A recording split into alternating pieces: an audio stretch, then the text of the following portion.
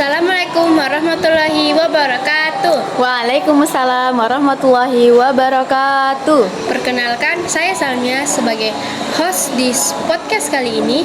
Dan di sebelah saya Dina Marcella sebagai narasumber.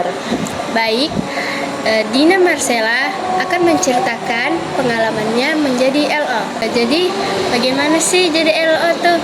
Nah, awal mulanya tuh sebenarnya saya masih berpikir apakah saya ingin menjadi LO di PK2MBA Fakultas kemarin. Dan saya itu juga masih mikir, apa sih LO ini? Menyenangkan nggak? Kan? Ini penting nggak sih? Karena kan waktu itu kita pada saat PK2MBA sedang libur ya, libur. semester 3. Nah, saya juga mikir di situ, kayak mana sih kalau saya menghabiskan masa libur saya ini menjadi LO. Lalu pada saat itu saya jadi LO itu dapat dorongan juga dari jurusan lain yang mengatakan kamu harus jadi LO. Nah, saya daftar jadi LO dan mengikuti prosesnya. Singkat ceritanya, di situ saya memulai menjadi LO dan saya sudah mengikuti apa saja sih persyaratannya. Nah, Persyaratannya tuh apa saja?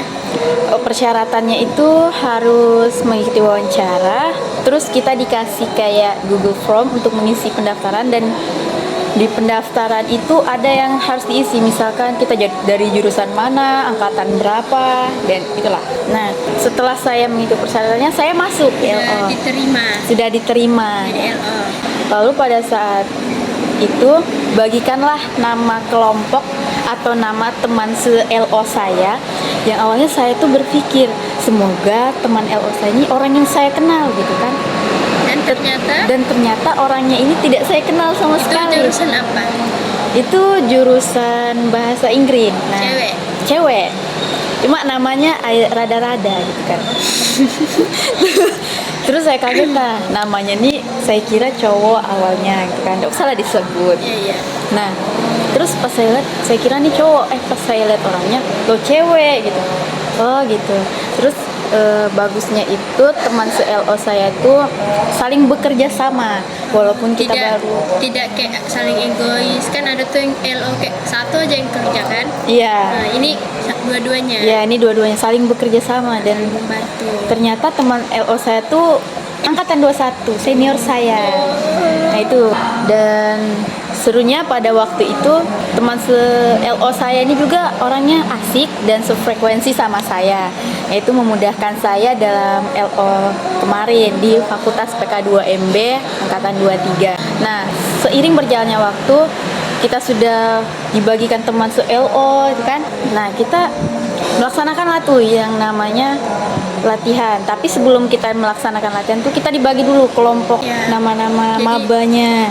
Nah, jadi sudah akan dibagi dan saya pikir mudahan maba-maba yang saya latih untuk PK2MB ini bagus. Dan sampailah pada saat kita sudah dibagikan dan di situ kita melaksanakan latihan yang pertama kali. Di situ kita latihannya di mana? Itu kita latihan di Islamic, dan tidak hanya kelompok saya sih, banyak kelompok-kelompok LO lain. Nah, di situ awalnya pada masa perkenalan, terus memikirkan apa yang ingin ditampilkan, pensi apa, yel-yelnya apa. Itu latihan ada semingguan lebih kalau tidak salah sebelum masuk ke PK2MB-nya. Nah, selama latihan itu latihannya setiap hari atau kalau setiap hari sih nggak, tergantung mereka bisa atau tidaknya. Jadi kalau misalkan mereka mau tiap hari ya tiap hari, kita harus bisa mendampingi mereka. Kalau misalkan mereka lagi sibuk dan tidak bisa latihan, ya kita maklumi karena tidak bisa dipaksa. Iya, tidak bisa dipaksa. Nah, seiring berjalannya waktu kita latihan selama beberapa minggu. Di dalam latihan tersebut kita sudah merasakan keseruan, kan? Keseruan apa saja yang di dalamnya itu. Terus kita selama latihan beberapa hari itu kita merasakan kedekatan bersama maba angkatan 23 dari berbeda-beda jurusan. Ada dari matematika, PGSD sendiri, ada yang dari biologi. Semuanya dekat. Seiring berjalannya waktu kita dekat banget sampai kita itu kayak nganggap saudara sendiri. pokoknya seru. Dan pemikiran saya di awal tuh salah gitu kan. Saya kira saya mendapatkan anak-anak yang memang Tidak bisa diatur. Ya, tidak bisa diatur. Tapi Ternyata alhamdulillahnya bisa diatur dan bagus-bagus semua, dan mereka menyayangi saya. Nah, jadi yang disayang cuma ini, yang satunya disayang juga. Nah, terus ilmunya tuh sampailah pada saat PK2MB. Kita siapkan apa sih yang mereka mau, kita siapkan konsumsi sarapan pagi mereka. Oh, itu disediakan. Itu disediakan. Bukan dari diri sendiri. Iya, disediakan. Cuma pada waktu saya jadi LO memang ada beberapa sedikit kendala, yang dimana kendalanya itu ada miskom antar panitia ke pihak atas. Jadi itu ada sedikit permasalahan kemarin. Yang itu hari kedua atau hari pertama? Hari pertama, sepertinya hari pertama. Nah, lalu alhamdulillahnya pihak panitia bisa meluruskan permasalahan tersebut. Kita menjalani PK2MB sampai pada akhirnya itu kan ada 2 hari.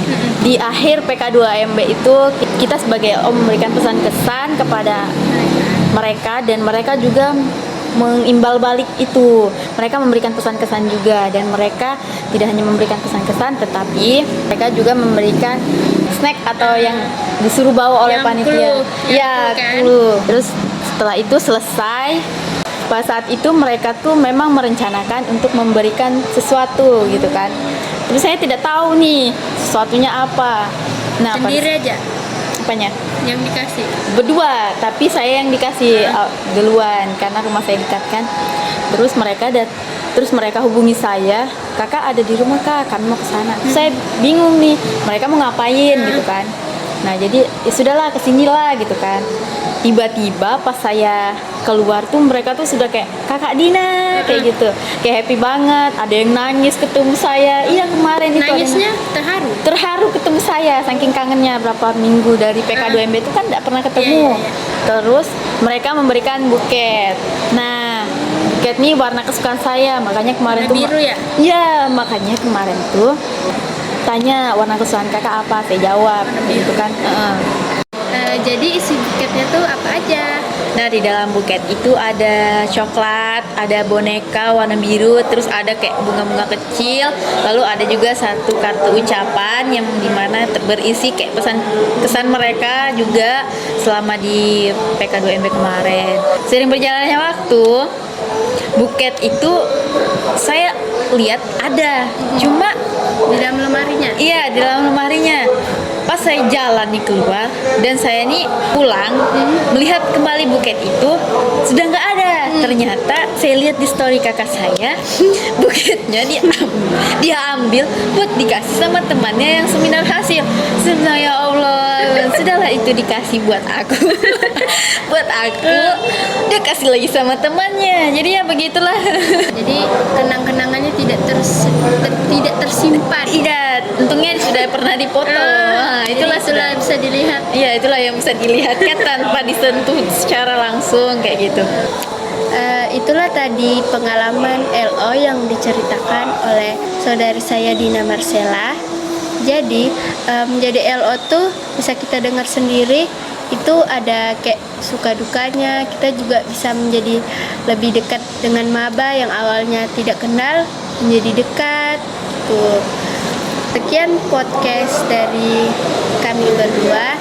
Kurang dan lebihnya mohon dimaafkan. Wassalamualaikum warahmatullahi wabarakatuh.